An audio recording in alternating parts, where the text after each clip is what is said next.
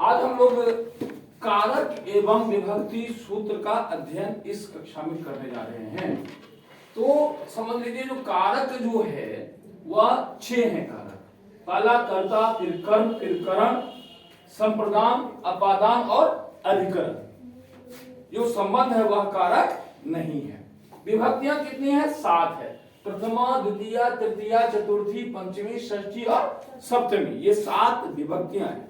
तो 7 जो 6 कारक है, इस कारक का सूत्र देखिए। कर्ता कारक का सूत्र है स्वतंत्र कर्ता। इसकी परिभाषा है क्रिया संपादक कर्ता। 2 चीज आगे। उसी तरह से कर्म कारक का सूत्र है कर्तुरीप्सित तमम कर्म। फिर करण कारक का सूत्र है साधक तमम करणम। उदाहरण यहां दिया हूं, रामः यानेन गच्छति। यानेन में पूछ देगा करण कारक का सूत्र कौन है, तो करण कारक का सूत्र आपको एक ही है। तो साधक तमम करणम सूत्र में ऑप्शन में चुन लीजिएगा, ये ऑप्शन वाला रहेगा, व्याकरण ऑब्जेक्टिव में रहेगा ये। उसी तरह से संप्रदान कारक का सूत्र आएगा कर्मणा यमभिप्रैति स्वसंप्रदानम। उदाहरण रामा छात्राय पुस्तकम ददाति। छात्राय में संप्रदान कारक का सूत्र कौन है, तो कर्मणा यमभिप्रैति स्वसंप्रदानम लगा लीजिए। उसी तरह से अपादान कारक का सूत्र है ध्रुवमपाये अपादानम।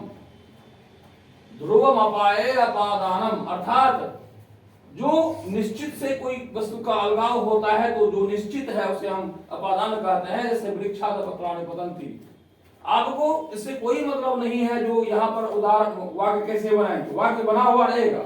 वृक्षात पत्राणि पतन्ति लिखेगा, जो रेखांकित पद में या तो वृक्षात में अपादान कारक का सूत्र कौन है, तो ध्रुवमपाये अपादानम लगाइएगा। चूंकि संबंध कोई कारक नहीं है, षष्ठी विभक्ति है, इसलिए यहां पर लिखा हूं, विभक्ति में हम चर्चा करेंगे। और अधिकरण कारक है, अधिकरण कारक का सूत्र है आधारोधिकरणम। रामः नगरे वसति। राम शहर में रहता है, तो रामः नगरे वसति। तो वसति में जो नगरे में जो सप्तमी विभक्ति है और यह अधिकरण कारक है, तो अधिकरण कारक का सूत्र कौन है, तो आधारोधिकरणम। इस प्रकार से फिर इसके बाद आप प्रथमा विभक्ति में आपको 2 सूत्र आएंगे, कर्तरी प्रथमा और संबोधने च। जैसे पूछ देगा रामः गृहं गच्छति, रामः में प्रथमा विभक्ति सूत्र कौन है, तो कर्तरी प्रथमा। हे राम अत्र आगच्छ, हे राम यहाँ आओ, यहाँ पर प्रथमा विभक्ति का सूत्र कौन है, तो संबोधने च। उसी तरह से रामः गृहं गच्छति में द्वितीय विभक्ति का सूत्र कौन है, गृहं में, तो कर्मणि द्वितीया। तृतीय विभक्ति का सूत्र कौन है, या रामः यानेन गच्छति, यानेन में तृतीय विभक्ति। अन्य कोई उदाहरण दे देगा, रेखांकित पूछेगा या वो पद दे देगा, जैसे यानेन है, यहाँ तृतीय विभक्ति का सूत्र है कर्तृ करणयोस् तृतीया या करणे तृतीया। दोनों इसलिए लिखा दिया, दोनों ये सूत्र है, कभी ये पूछ देता है, दोनों को ध्यान कर लेना, लेकिन दोनों में से एक ही रहेगा कोई। चतुर्थी विभक्ति का सूत्र है संप्रदान। चतुर्थी साधारण है, संप्रदान कारक में चतुर्थी विभक्ति होती है। रामा छात्राय पुस्तकम ददाति में पूछेगा चतुर्थी विभक्ति का सूत्र कौन है, लगाइएगा संप्रदान चतुर्थी। पंचमी विभक्ति का सूत्र पूछ देगा अपादान पंचमी। वृक्षात में कारक पूछा तो हम लगा दिए ध्रुवमपाये अपादानम, और विभक्ति पूछेगा पंचमी विभक्ति सूत्र लगाएंगे अपादान पंचमी।